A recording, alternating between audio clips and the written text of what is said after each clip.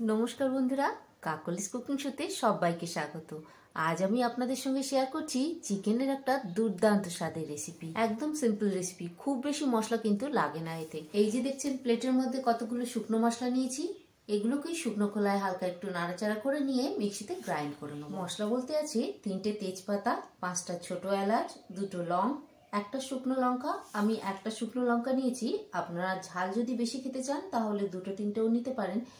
একটু দারচিনি, সাদা কালো মিশিয়ে গোলমরিচ 3/4 টিস্পুন, আর অর্ধেকটা স্টার আনিস, আর 1 চামচ মৌরি, আর 3টে মিডিয়াম সাইজের পেঁয়াজ নিয়েছি। তার মধ্যে আড়াইটা পেঁয়াজ আমি কুচো করে কেটে নিয়েছি, আর বাকি অর্ধেকটা আদা আর রসুনের সঙ্গে পেস্ট করে নেব। আদা আর রসুনও বেশ খানিকটা পরিমাণে নিয়ে নিয়েছি। এবার কড়াতে দিয়েছি সাদা তেল। আমি রান্নাটা সাদা তেলেই করব, আর এই রান্নাটা সাদা তেলে করলেই খেতে কিন্তু বেশ ভালো লাগে। তো তেলটা গরম হয়ে গেলে প্রথমেই আমি পেঁয়াজ কুচিগুলোকে ভেজে নিচ্ছি, আর একটু ব্রাউন করে পেঁয়াজ কুচিগুলো আমি ভেজে নেবো। আর এই চিকেনের রেসিপিটাই কিন্তু থাকছে আমার আজকের লাঞ্চে। তো এদিকে ভাতটা বসিয়ে দিয়েছিলাম, ফুটে উঠেছে, হয়েও গেছে মনে হয়, অনেকক্ষণ নাড়া হয়নি। হ্যাঁ, হয়ে গেছে। এবার আমি ভাতটাকে নামিয়ে নিচ্ছি, আর এদিকে গ্যাসের আঁচটাকে আমি ঢিমে রেখেছি। ঢিমে আছে কিন্তু পেঁয়াজটাকে আমি আস্তে আস্তে ভেজে নেবো। ঢিমে আছে পেঁয়াজটা ভাজলে একসঙ্গে ভাজাও হয়ে যাবে, আবার সেদ্ধও হয়ে যাবে। আর এই যে মশলাটা ভেজে নিয়েছিলাম, সেই মশলাটাকে আমি গ্রাইন্ড করে নিয়েছি, সেটাকেই এই একটা বাটির মধ্যে রেখে এবার এটাকে চাপা দিয়ে সরিয়ে রেখে দেবো। চাপা দিয়ে না রাখলে কিন্তু এর গন্ধটা চলে যাবে, তো চাপা অবশ্যই দিয়ে দেবো। আর এই মশলাটা গ্রাইন্ড করে নেওয়ার পর ওই জারেই আমি আদা পেঁয়াজ রসুন পেস্ট করে নিয়েছি। আর এদিকে পেঁয়াজটাকেও বেশ ব্রাউন করে হালকা করে ভেজে নিয়েছি। এবার এর মধ্যে আমি দিয়ে দিচ্ছি আদা পেঁয়াজ রসুনের পেস্ট। আর যেহেতু ওই মশলার জারের মধ্যে আমি আদা পেঁয়াজ রসুনের পেস্টটা তৈরি করেছি, এখন থেকেই কিন্তু খুব সুন্দর একটা গন্ধ বেরোচ্ছে।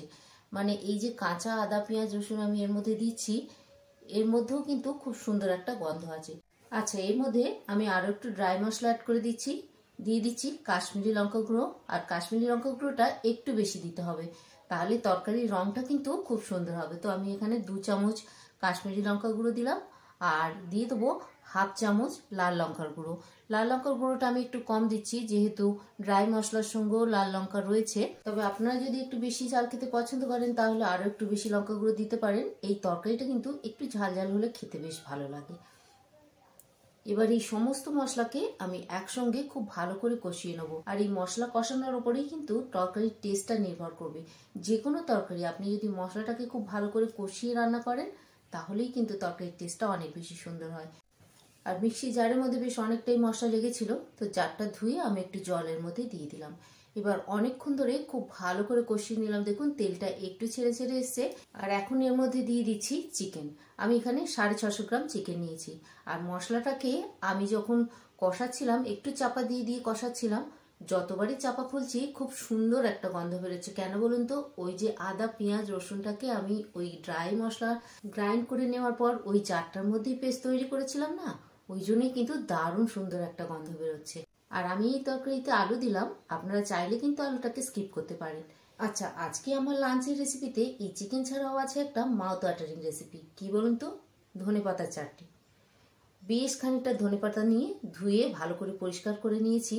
আর এইসব করতে গিয়ে বেশ খানিকটা সময় চলে গেছে, চিকেনটাকে তার মধ্যে আর নাড়া হয়নি। তো আমি আরেকবার চিকেনটাকে ভালো করে নেড়ে দিয়ে তারপরে ধনেপাতাটাকে রেডি করে নিচ্ছি। আর প্রত্যেকবারই ঢাকা খোলার সাথে সাথেই দারুণ সুন্দর একটা গন্ধ বেরোচ্ছে। একবার আপনারা কিন্তু ট্রাই করে দেখবেন। আর এই সুন্দর গন্ধটা কেন বেরোচ্ছে জানেন তো, ওই যে মৌরি আর স্টার আনিস দেওয়া আছে না, ওই জন্য।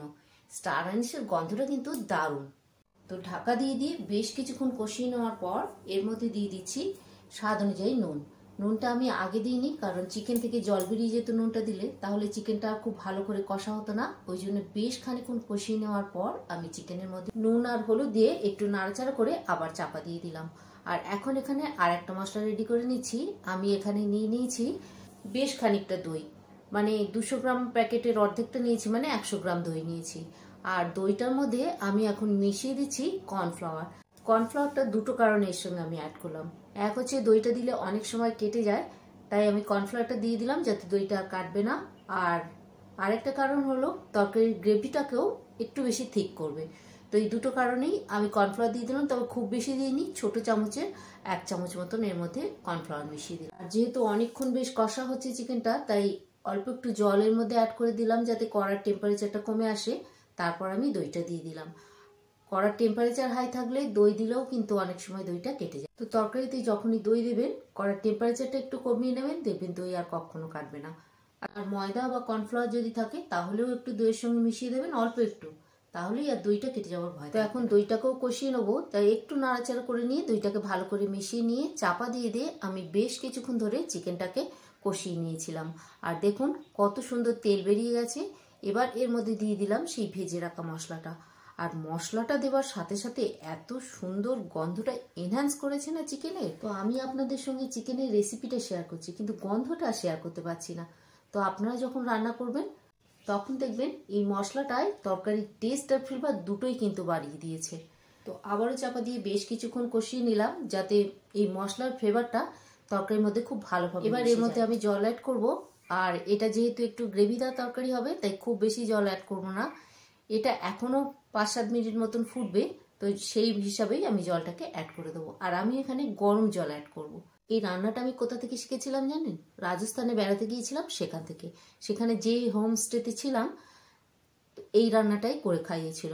ওরা তো সচরাচর বলতে চায় না কিভাবে রান্নাটা করেছে, আমি দাঁড়িয়ে দাঁড়িয়ে কিন্তু দেখেছিলাম ওরা কেমন ভাবে রান্নাটা করেছে। আর আমার একটা অভ্যাস হলো যেখানেই যাই না কেন খাতা পেন্সিল নিয়ে যাওয়া, নতুন কিছু দেখলে সেটাকে নোট করে নেওয়া। আর বরাবরই আমার একটু রান্নার শখ আছে, তাই রান্নাটাকেই কিন্তু আমি বেশি প্রেফার করি এইভাবে নোট করে নেওয়ার। তো সেই রকমই খাতায় লিখে নিয়েছিলাম। এতদিন পরে সেই খাতাটা হঠাৎ আমার হাতে পড়লো, তো ভাবলাম আপনাদের সঙ্গে এই রান্নাটা শেয়ার করি। আরও বেশ কয়েকটা রান্না কিন্তু লেখা আছে খাতায়, সবকটাই আপনাদের সঙ্গে শেয়ার। এটা ওদিকে কষা হচ্ছে আর এদিকে আমি ধনেপাতার চাটনিটাকে রেডি করে নিচ্ছি। প্রথমে ভেবেছিলাম অল্প একটু চাটনি করব, শিলে বেটে করব। তো পরে ভাবলাম যে করছি যখন অনেকটা চাটনি একসঙ্গে করে নিই, তো সেই জন্য আরও বেশ কিছুটা ধনেপাতা নিয়ে মিক্সিতে চাটনিটা রেডি করে নিচ্ছি। কয়েক কোয়া রসুন আর 3টে কাঁচা লঙ্কা দিয়ে মিক্সিটাকে একবার ঘুরিয়ে নিয়ে এর মধ্যে দিয়ে দিলাম একটা আইস কিউব, লেবুর রস আর নুন। আইস কিউবটা দিলাম যাতে চাটনির কালারটা ঠিকঠাক থাকে। মিক্সিটা গরম হয়ে গেলে কালারটা চেঞ্জ হয়ে যাবে, তাই মিক্সিটা যাতে গরম না হয় সেই জন্য আইস কিউবটা দিয়ে দিই। তো ফটাফট তৈরি হয়ে গেল মাউথ ওয়াটারিং রেসিপি ধনেপাতার চাটনি। আর চাটনিটা বেশ অনেকটাই পরিমাণে হয়েছে, তো আমি এটাকে একটা এয়ার টাইট কন্টেনারে ফ্রিজের মধ্যে রেখে দেবো। 5-7 দিন কিন্তু এটা খুব ভালো থাকবে, যেহেতু লেবুর রস দেওয়া আছে আর ফ্রিজে ঠান্ডা থাকবে। চাটনির কালার চেঞ্জ হবে না, টেস্টও চেঞ্জ হবে না। তো এইভাবেই আমি চাটনিটাকে স্টোর করে এখন দেখে নেবো চিকেনটাকে। তো আমার আজকের রেসিপি আর ভিডিও দুটোই যদি ভালো লাগে চ্যানেলটাকে সাবস্ক্রাইব করে নিয়ে প্লিজ আমার পাশে থাকবেন আর একটা লাইক অবশ্যই করবেন। আর আমি চিকেনটাকে একটু ঝোল ঝোল নামাচ্ছি, এটা যখন ঠান্ডা হয়ে যাবে একদম গাঢ় হয়ে যাবে যেহেতু কর্নফ্লাওয়ার দেওয়া আছে।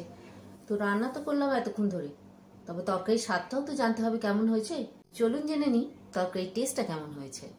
ভাতের সাথে খেতে ভালো লাগছে, কিন্তু পিস পোলাও বা নানের সাথে খেতে আরও বেশি ভালো লাগবে।